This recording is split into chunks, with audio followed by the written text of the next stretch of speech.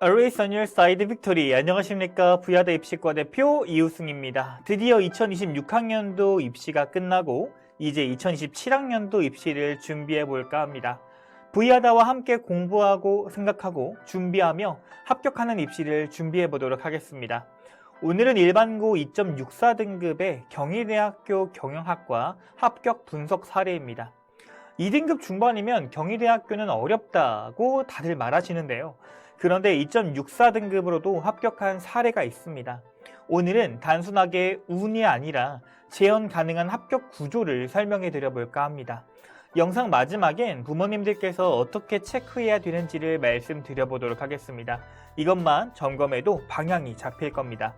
그럼 구독, 좋아요, 그리고 합격 출발해 보도록 하겠습니다. 이 친구 같은 경우는 작년 1월에 만났던 친구인데요. 그 친구와 학부모님의 질문은 크게 세 가지였습니다. 첫 번째로는 내가 지금 어디까지 갈 수 있는지, 그리고 지금 교과를 몇 장 써야 되고 학종은 어디까지 쓸 수 있는지, 그리고 내가 지금 3학년 때 어떤 활동을 해야 되는지를 질문하셨습니다. 그리고 이에 대한 답을 듣고 명확하게 활동을 진행했습니다.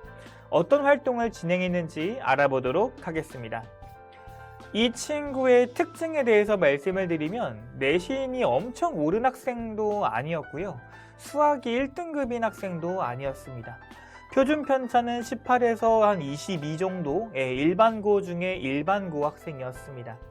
다만 이제 3년간 반장, 부반장 및 축제부스 운영 등 학교에서 하는 다양한 활동들을 진행했고요.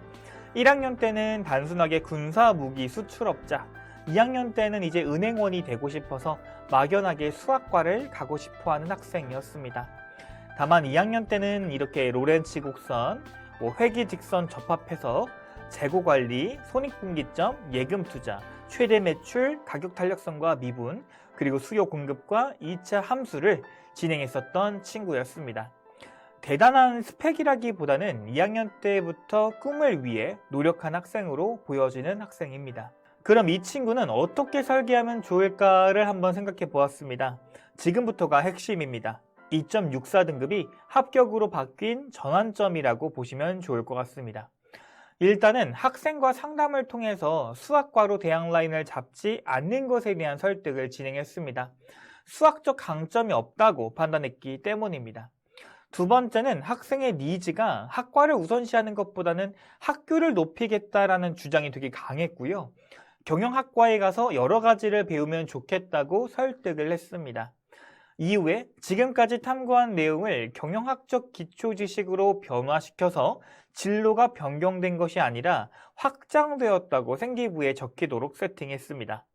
마지막으로는 경영학과에 와서 뭘 하고 싶은데? 라는 질문에 대한 답을 확실하게 정해놓고 생활기록부 활동을 시작했습니다. 그 슬로건은 수학적 지식을 통해 기업의 최적화 및 효율화를 고민하는 경영학도, 혹은 데이터로 소비자 문제를 분석하고 해결책을 설계하는 경영인재, 이렇게 나누었습니다. 슬로건을 한두 개 잡는 이유는 하나만 정한다고 해서 생기부의 흐름이 그렇게 가지 않기 때문입니다. 우선 처음에 오시면 전형 설계부터 해야 됩니다. 현재 2학년을 기준으로 어디를 목표로 설계해야 될까를 고민해 봐야 합니다. 이 친구의 경우는 선생님들의 인성적인 평가가 되게 좋았습니다. 친구들과 공동체 활동들도 굉장히 많았고요. 흔히 공부 빼고 다 잘하는 인성 좋은 학생이었습니다. 그래서 저는 이 친구의 인성 중심으로 대학을 잡으려고 노력을 했습니다. 내신 평균 2.64에 서성하는 너무 힘들었기 때문에 패스했고요. 중경외시부터 잡아보려고 노력했습니다. 그 중에 꼭 하나를 써야 된다면 저는 경희대학교를 쓰려고 노력했었는데요. 경희대학교의 네오르네상스 전형의 인재상 중 한 가지인 문화인에 대해서 집중했습니다. 여기서 말하는 문화인이란 다양한 공동체 안에서 삶을 완성해 나가는 책임 있는 교양인이라는 평가 항목이었습니다. 두 번째는 건국대학교를 지원하려고 노력했는데요. 공동체 30의 평가가 있었기 때문입니다. 또한 2.6등급이면 목표로 잡을 수 있는 대학이기 때문에 선정했습니다. 동국대학교의 경우도 항목이 있었지만 진로 역량을 많이 보고 인성을 적게 보는 동국대보다는 건국대학교가 조금 더 유리하다라고 판단을 했습니다. 이 부분은 3학년 생기부를 보고 동국대를 잡을지 6월 모의고사를 보고 수능 최저를 보며 홍익대로도 바꿀 수가 있었습니다. 다음은 숭실대학교입니다. 면접에 강한 자신감을 드러냈었던 친구였기 때문에 면접이 50%에 해당하는 숭실대학교에 적합하다고 판단했습니다. 만약 성적이 꾸준히 상승했었더라면 국민대 혹은 서울시립대학교를 썼을 텐데 자기주도성 측면을 고려해야 했습니다. 또한 숭실대는 학업 역량이 20%였기 때문에 지원한 부분도 있습니다. 인하대의 경우는 집이랑 가까워서 무조건 한 장 쓰겠다라는 생각을 가지고 있었고요. 그래서 6월 모의고사를 보고 최저가 되는지 안 되는지 체크를 하고 교과 한 장의 수능 최저와 홍익대를 계산해야 했습니다. 그래서 전형과 대학은 이렇게 처음 설계했습니다. 저는 2학년 생활기록부를 기반으로 살릴 수 있는 부분을 심화 및 확장하기 위해 노력했습니다. 경영은 열심히 했다가 아니라 의사결정할 줄 안다를 보여줘야 합니다. 세특도, 활동도 결국 이 흐름으로 읽힌다고 생각했습니다. 경영평가자가 제일 좋아하는 흐름이 뭘까라는 것을 고민했었고, 그래서 문제를 발견하고 데이터를 통해 주장에 대한 근거를 뒷받침하며 대안을 제시하고 결론을 제출하는 이 4단계의 구조가 경영학적 역량을 보일 수 있다고 판단했습니다. 그중 하나를 로렌츠 곡선을 심화하여 탐구를 진행해 보았는데요. 한국의 소득은 얼마나 불균등하게 분배되어 있을까에 대한 문제를 제기하고 통계청 보도자료 기준으로 2024년 균등화 처분 가능 소득 지니계수 0.325, 소득 5분위 배수 5.78배, 상대적 빈곤율 1.53%로 전년 대비 일부 지표가 악화됨을 확인할 수가 있었습니다.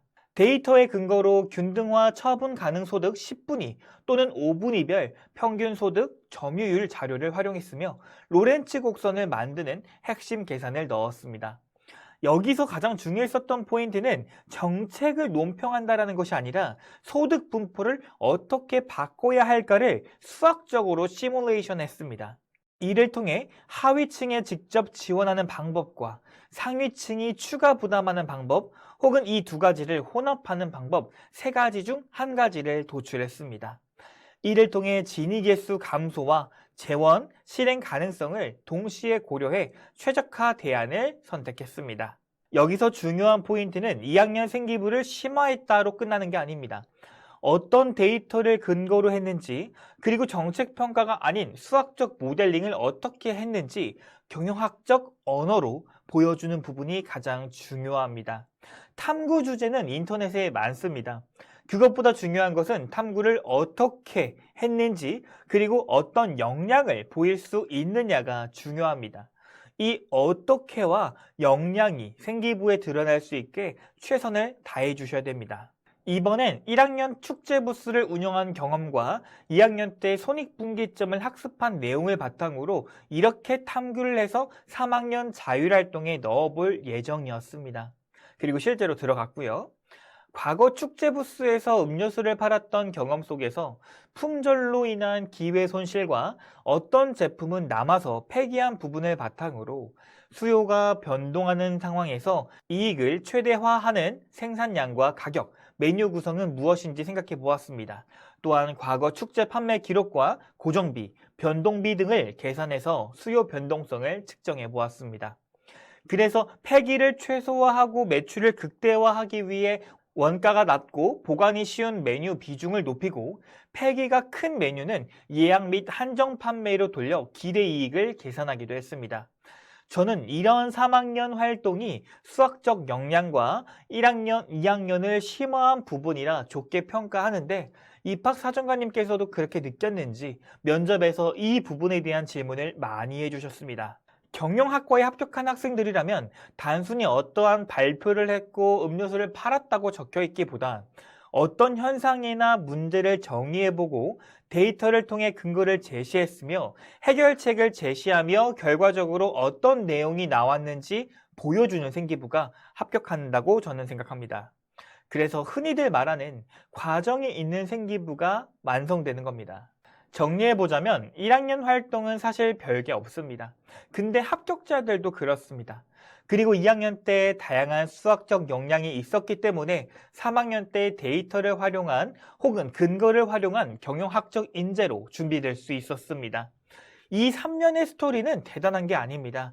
1학년, 2학년 때의 학생의 발전성과 합격 근거를 찾고요. 그것을 증폭시켜주는 것 뿐입니다. 결국 이 친구는 데이터로 소비자 문제를 분석하고 해결책을 설계하는 경영인재라는 슬로건을 끝까지 가져갈 수 있었고, 이 슬로건은 면접 첫 번째 질문인 지원 동기와 자기소개에서도 뽐낼 수가 있었습니다. 그래서 꼬리 질문은 데이터로 소비자 문제를 분석하고 해결한 경험에 대해서 말해보세요 였습니다. 면접도 본인이 10분을 리드하며 결국 최초 합을 받아낼 수 있었습니다. 또한 이 영상을 보고 있을 경영학과 준비생들을 위해 제 마음대로 경영학 세특에 들어가면 좋을 8가지 경영 표현을 만들어 보았습니다. 8개 모두가 있을 필요는 없지만 적어도 합격하는 생기부는 3가지 정도 이상은 들어가 있을 거라 확신을 합니다. 8개 중에 1개도 없다면 이제부터 3학년 생기부를 꾸릴 때 이 8가지를 참고하셨으면 좋겠습니다. 이 학생이 합격했었던 이유는 단점을 없애기 위해 노력했고, 많은 친구들이 그럴싸한 주제로 생기부를 덮을 때 역량 중심으로 생기부를 만들 수 있었다는 것. 두 번째, 전공 연결이 약해서 2학년 탐구활동을 통해 어떻게든 3학년 때 심화하려고 노력했던 것.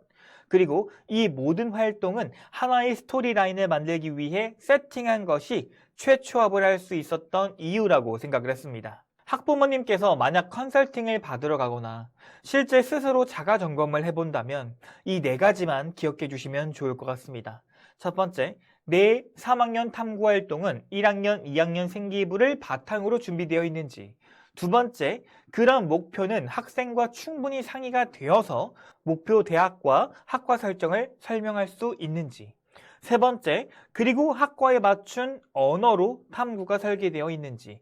마지막으로 2개 이상의 3학년 활동 기준이 마련되어 있는지를 체크해 주셨으면 좋겠습니다. 내신 2.64가 경희대학교에 합격이 된 이유는 기적이 아니라 구조였습니다.